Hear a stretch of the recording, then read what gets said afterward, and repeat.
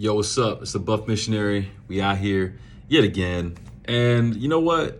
Merry Christmas. Just want to say that. Merry Christmas. Feliz Navidad.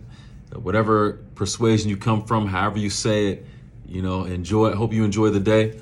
And I want to just talk about one of the greatest gifts that I've received and that you've received as well here in a short kind of reflection on Christmas. We know it's about the birth of Christ, and we also know that it's very much commercialized these days. But if there's anything I think could have been the greatest gift that I would want to receive, I would say freedom. I say freedom because there are a lot of things that I've done in the past that I'm not proud of. You may resonate. There are a lot of things that I've experienced or been a part of that I wish I hadn't been.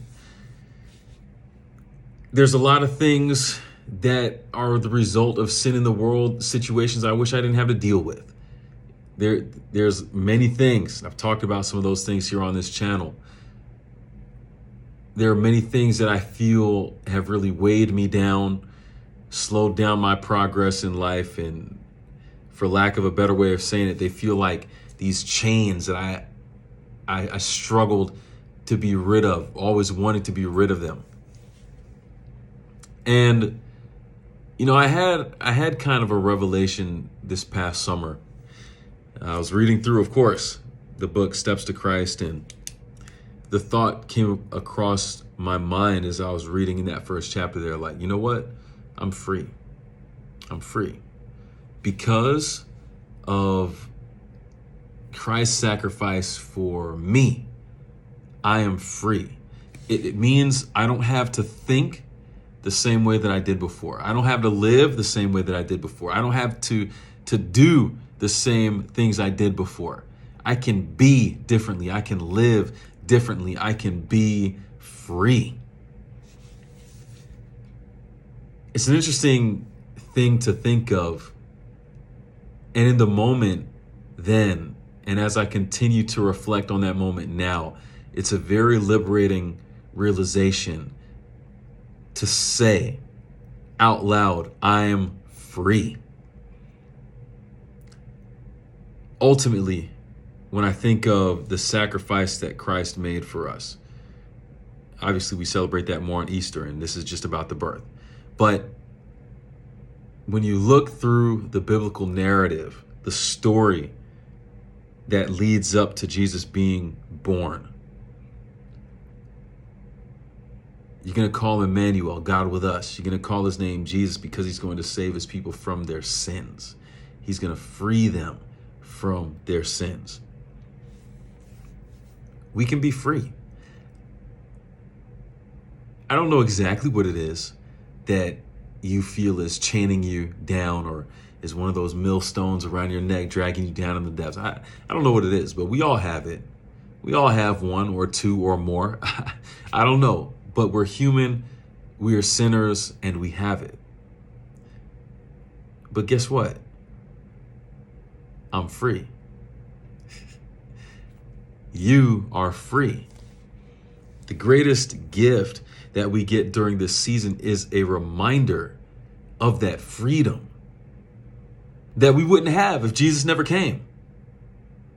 Because he came down, we get to be free. It might be my favorite song now. I used to say it was Oh Holy Night.